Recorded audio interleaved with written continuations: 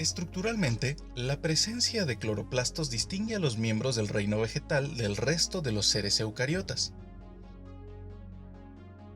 Es en estos orgánulos, de número variable en cada célula, que tiene lugar la fotosíntesis, sintetizándose las moléculas orgánicas a partir de las inorgánicas, atributo que le confiere al reino la capacidad de producir sus propios alimentos, denominándose seres autótrofos. Son importantes por su aporte alimentario, medicinal, así como fibras para la confección de prendas de vestir o en la construcción. Algunas plantas representan riesgo para la salud humana y animal en general, debido a su gran diversidad de constituyentes químicos que presentan algunos, de los cuales resultan altamente tóxicos. En su mayoría, las plantas presentan una raíz, estructura que les permite sujetarse al suelo, continuando con un tallo que se elonga contra la fuerza de gravedad y del cual surgen ramas y hojas. Algunas variedades de plantas disponen de flores, estructuras con aparatos reproductivos masculinos y femeninos, que hacen posible la reproducción y por ende el desarrollo de frutos. Entre la variedad de formas vegetales existen algunas que carecen de sistemas de conducción de savia, como las briófitas, que son plantas no vasculares que carecen de flores y frutos, y se desarrollan en ambientes húmedos sobre troncos y rocas, y que filogenéticamente corresponden a las primeras plantas que se desarrollaron en el planeta. Es el caso de los musgos, hepáticas y antóceros, y otras que presentan tejidos especializados en la conducción de savia bruta y elaborada, denominadas traqueófitas, que constituyen la gran generalidad de plantas. Dentro de estas plantas vasculares distinguimos a las pteridófitas, que son plantas como los helechos, equisetos, selaginelas, licopodios y psilofitas, que se propagan mediante la formación de esporas. Existe también otro grupo, que producen semillas y se separan en dos grupos. Por un lado, las gimnospermas, como el caso de las coníferas, que producen conos o piñas dentro de las cuales se encuentran las semillas. Y las angiospermas, plantas que producen flores, como los árboles frutales, verduras y flores. Las plantas sintetizan sus propios alimentos, proceso que requiere de minerales contenidos en el suelo, y que disueltos en el agua son incorporados a través de los pelos absorbentes de la raíz, para ser transportados por el xilema, como savia bruta, hasta las hojas, lugar donde ocurre la fotosíntesis. Dicho ascenso de la savia bruta en contra de la gravedad es realizada por tres mecanismos. Primero, la transpiración, fenómeno que tiene lugar durante el día, cuando las condiciones ambientales favorecen que el agua contenida en la planta se evapore, liberando su salida a través de los estomas de las hojas y el tallo.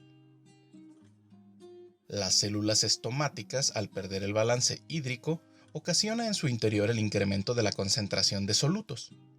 y recupera sus niveles originales, agua por ósmosis de sus células vecinas, las cuales son recuperadas por sus contiguas, logrando un flujo osmótico constante a lo largo del tallo, entre las células del xilema, permitiendo el ascenso del agua que se incorpora del suelo. Otro mecanismo que hace posible el ascenso de la savia bruta hasta las hojas es la capilaridad, proceso que obedece a la interconexión de células cilíndricas provistas de una cavidad llamada traqueidas, formando una serie de conductos o capilares por donde el agua, debido a su fuerza de cohesión y adhesión, se adhiere a las paredes de los capilares, logrando su ascenso. Durante la noche, o bien en días nublados, al disminuir la evapotranspiración, ocurre otro mecanismo que satisface el transporte de agua al interior de la planta. Es el tercer caso de la presión radicular, que ocurre cuando la concentración de solutos al interior de las células del xilema son superiores a las del suelo, ocasionando el flujo osmótico del agua provocando el ascenso de la savia. Los humanos y los animales tienen diversas formas de comunicación, algo que podríamos considerar normal. Pero por increíble que parezca, las plantas también poseen dicha capacidad comunicativa,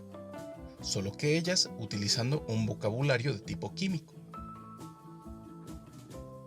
Las sustancias denominadas compuestos orgánicos volátiles son producidas y liberadas por flores, frutos, hojas y raíces.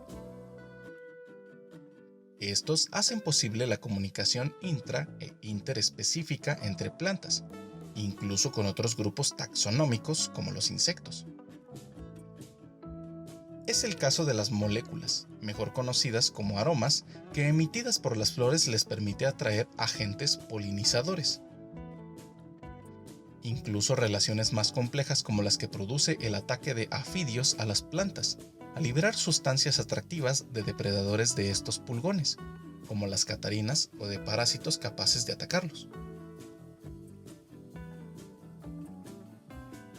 Desde la década de 1980 se evidenció que árboles de álamo y arce, recién podados, experimentaban próximos al área de corte incrementos inusuales en la concentración de fenoles,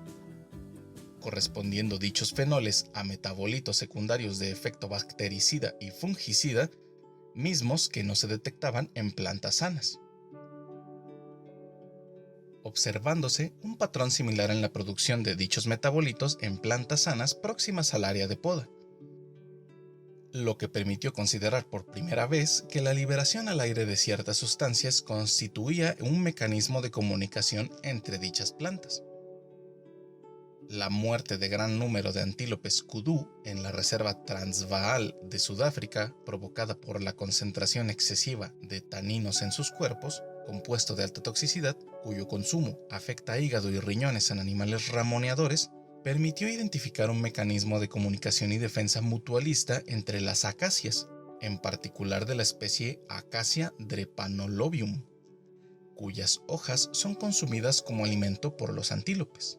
Al determinar que las ramas lesionadas por los primeros antílopes que llegan a alimentarse liberan etileno, una sustancia con funciones de mensajero que induce la producción de taninos en plantas vecinas antes de ser dañadas por los antílopes.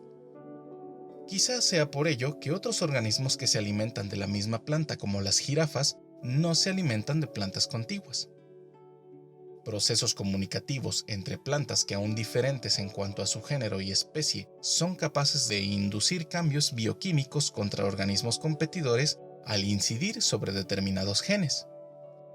No cabe duda que la comunicación es una capacidad adaptativa de los seres vivos, y en particular una capacidad de tipo químico que tiene lugar en el reino vegetal, con la liberación de compuestos orgánicos volátiles como el etileno y el éster metílico del ácido salicílico, entre otros compuestos, capaces de entablar contacto induciendo cambios bioquímicos como mecanismo de defensa contra la acción de competidores, predadores, parásitos o patógenos, así como la atracción de organismos benéficos.